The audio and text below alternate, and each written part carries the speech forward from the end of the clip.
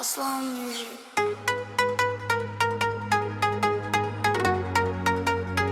Sen yoksa ben hele de buradayım. Gözlerim yolda kaldı, gelmedin yine.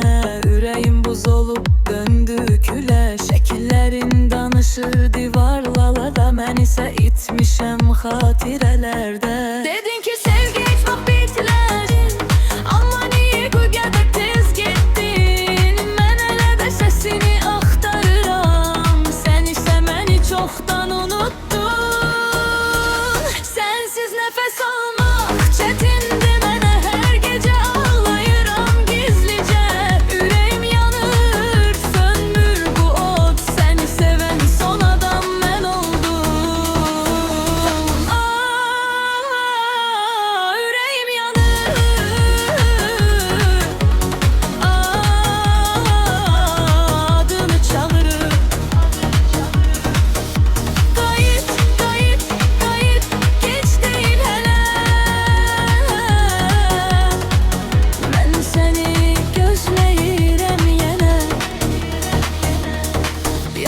Damlaları ağlayır benimle, her küçe seni hatırladır mənə. Gülüşün kalıp kulaklarımda, sensiz hayat yok kimidir mənə. Bir gün dönsen bile geç olacak, kırılan yüreğe belki olmayacak, ama yine de son nefesimde adın kalacak.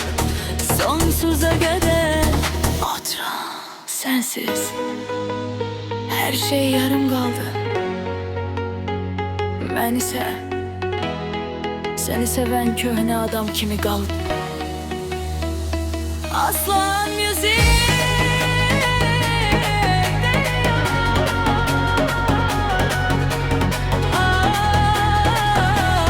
adını çağırıp Aslan müzik.